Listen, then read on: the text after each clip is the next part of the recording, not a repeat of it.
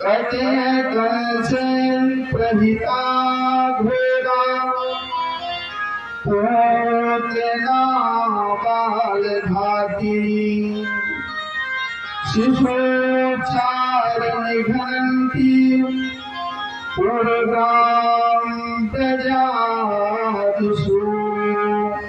पूतना 10-12 के बच्चों का वध करती हुई एक दिन जब नंदू उत्सव ही हो रहा था तो वह आकाश मार्ग से जा रही थी तो बड़ी योगिनी थी। उसने देखा कि यहाँ भी कोई बच्चा हुआ है तो वह नंद बाबा के भवन के सामने आती है और बहुत सुंदर स्वरूप बनाती है।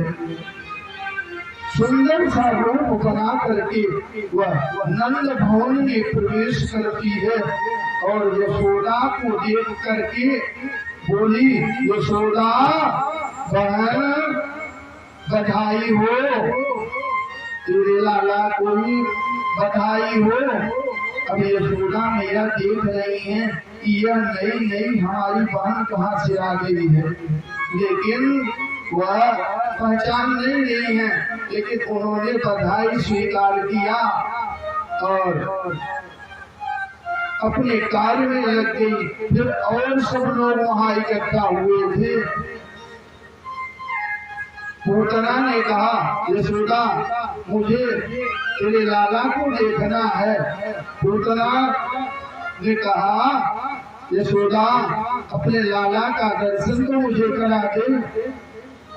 यशोदा मैया बोली कि देखो बहना, अभी अभी हमने लाला को नहला करके और पालने पर सुला दिया है। अब तुम जा करके देख लेना, लेकिन उसे उठाना नहीं, वह सो रहा है। पूतना भगवान की तरफ बढ़ती है और जब पूतना को भगवान ने देखा तो भगवान ने अपनी दोनों आंखें बंद कर लिया। अब भगवान ने दोनों आंखें बंद क्यों किया, इस पर अलग अलग संतों ने अलग अलग इसकी व्याख्या किया है। एक संत ने कहा यह पूतना मायावी है और माया का रूप बना करके इसने सुंदर रूप बनाया है और भगवान को मायापति हैं और मायापति के सामने माया की माया नहीं चल पाएगी और यह अगर इसकी माया समाप्त हो गई और यह वास्तविक रूप में आ गई तो यशोदा मैया डर जाएंगी। इसीलिए भगवान ने अपनी आंखें बंद कर लिया। भगवान अपनी आंखें बंद करके मानो भगवान शंकर जी का ध्यान कर रहे हैं कि भोलेनाथ मैं आया तो था माखन मिश्री खाने के लिए और ये पूतना मौसी मुझे विष पिलाने के लिए आ गई हैं, तो ये विभाग तो मेरा है नहीं, ये विभाग तो आपका ही है। तो मानो भगवान आंख बंद करके भगवान भोलेनाथ का ध्यान कर रहे हैं कि भोलेनाथ आइए और विष आप ही पीजिए। इस प्रकार से अनेकों उदाहरण दिए गए हैं, लेकिन यहाँ पूतना भगवान के पास पहुँचती है और भगवान को जैसे कोई काले काले सांप को लस्सी समझ करके उठा लेता है, उसी प्रकार से पूतना ने भगवान को उठा लिया और पूतना अपने स्तनों में कालकूट विष लगा करके आई थी भगवान को मारने के लिए। भगवान ने देखा जब पूतना भगवान को अपनी गोद में ले लेती है और अपना स्तन भगवान के मुख में दे देती है। अब भगवान पूतना के स्तन को पकड़ कर पहले तो भगवान ने विष पिया, उसके बाद भगवान ने दूध पिया। दूध पीने के बाद भगवान पूतना के प्राण को पीने लगे। जब पूतना के प्राण निकलने लगे तो पूतना घबरा गई और कहा मुंच मुंच मुंच। भगवान ने कहा पूतना मौसी, मैं पहले तो किसी को पकड़ता नहीं और अगर पकड़ लिया तो फिर छोड़ता नहीं। अब पूतना भगवान को लेकर के भागी और जब से ही वह नंद भवन से बाहर निकली अपने वास्तविक रूप में आ गई। पूतना भगवान को लेकर के मथुरा की तरफ भागी। भगवान ने देखा कि मौसी मुझे अभी तो हमको यहीं रहना है, मामा के घर लेकर जाना चाहती हैं। तो भगवान ने पूतना के प्राण खींच लिए और पूतना राम से गई और पूतना का मोक्ष हो गया। पूतना के प्राण पखेरु उड़ गए। अब जैसे ही यशोदा मैया ने देखा कि मेरा लाला यहाँ नहीं है और इतनी भयंकर आवाज हुई कि सभी गोकुलवासी जो ग्वाल बाल थे वह घबरा गए कि यह कहाँ से इतनी तेज आवाज हुई है। और जब बाहर जाकर के देखा तो भयंकर पूतना पड़ी हुई है। पूतना 6 कोस की थी, इतनी बड़ी 6 कोस की पूतना थी, जैसे पर्वत की गुफा के तरह तो उसके मुंह थे। अब पूतना के ही स्तन पर भगवान खेल रहे हैं।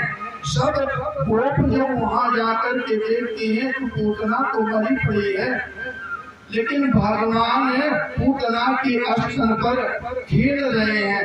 सब बाल बाल सीढ़ी लगा करके तब जाते हैं, भगवान को नीचे लेकर आते हैं, यशोदा को देते हैं। यशोदा मैया लाला को लेकर के अपने गोद में और सीधा नंद भवन में आती है। यहाँ आकर के सबसे पहले यशोदा मैया ने क्या किया कि वह गौशाला में जाती हैं। वहाँ जाकर के पहले तो गोरस से भगवान का स्नान कराया, फिर वो मूत्र से स्नान कराया, पंचामृत से स्नान कराया। पंचामृत से स्नान कराने के बाद गाय के पूंछ से झाड़ा लगाया और भगवान के ही 12 नाम से भगवान को ही झाड़ा लगा रही है मैया। भगवान ने कहा कि मेरे ही नाम से मुझे झाड़ा जा रहा है, लेकिन 3 महीने 4 महीने 5 महीने और साल भर तक के अगर कोई बालक बीमार होता है उसे पूतना का ही असर रहता है। तो अगर किसी भी बालक को कष्ट हो और रोता हो तो हमें भी यही करना चाहिए, गौशाला में जा करके गोमूत्र और पंचामृत बना करके पंचगव्य बना करके उस बालक को स्नान कराना चाहिए और पूंछ से गाय के पूंछ से झाड़ा लगाना चाहिए, तो उस बालक का रोग शांत होता है। अब इधर नंद बाबा जब कर दे करके वहाँ वसुदेव जी के पास जाते हैं तो वसुदेव जी ने नंद बाबा को देखा तो बोले, नंद बाबा आप यहाँ क्या कर रहे हैं? अरे आपको तो नंद भवन में होना चाहिए। नंद बाबा ने कहा कि मैं कंस को कर देने के लिए आया था। वसुदेव जी बोले कि गोकुल में बड़ा भयंकर उत्पात होने वाला है, इसलिए आप शीघ्र यहाँ से गोकुल जाइए। नंद बाबा वहां से गोकुल के लिए जैसे चलते हैं तो देखते क्या है कि मथुरा और गोकुल का रास्ते बंद हो गया है। इसी प्रकार वह आते हैं और आकर के जब पूरी कहानी सुनी तो नंद बाबा ने गोपों से कहा कि वसुदेव जी, लगता है कि कोई ज्योतिषी हैं, उन्हें पहले से ही यह ज्ञान हो गया था कि गोकुल में कोई भयंकर उत्पात होने वाला है। गोपों ने कहा बाबा और तो सब ठीक है, लेकिन अब इस पूतना का करना क्या है? नंद बाबा ने कहा कि इसका करना क्या है, सब लोग मिल करके कुल्हाड़ी ले आओ और इसके शरीर को काट काट करके, अब यह चीज वृक्ष पर गिरी थी, पूरा वृक्ष टूट गए थे, उन वृक्षों को इसके ऊपर डाल करके और आग लगा दो। सभी गोप मिल करके आते हैं, पूतना का शरीर काटते हैं और काट कर वृक्ष की डालियां तोड़ तोड़ करके उसके ऊपर डालते हैं और आग लगा देते हैं। और जैसे ही आग लगी, पूतना के शरीर में, पूतना के शरीर से इतनी सुंदर सुगंध निकली, इतनी सुंदर सुगंध निकली, पूरा वृंदावन सुगंधित हो गया। राजा परीक्षित ने कहा कि गुरुदेव, यह पूतना एक तो राक्षसी थी, मांस का आहार करती थी, इसकी न तो जात ठीक थी, पूतना थी क्या या राक्षसी थी? हाँ, और इसका आहार भी शुद्ध नहीं था, लेकिन और कर्म भी इसका क्या था, बाल घातनी काम भी इसका इतना खराब था कि बालकों को यह मारती थी।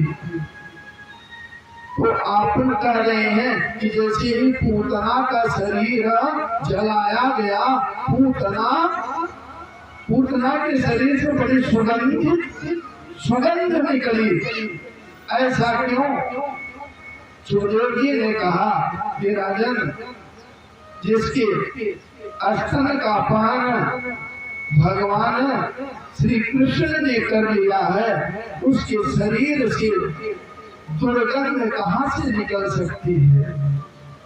इस प्रकार से सुखदेव जी ने पूतना मोक्ष की कथा श्रवण कराई राजा परीक्षित को, और कहते हैं सुखदेव जी कि पूतना मोक्ष की कथा जो भाव के साथ, प्रेम के साथ सुनता है, उसका प्रेम भगवान श्री कृष्ण में हो जाता है।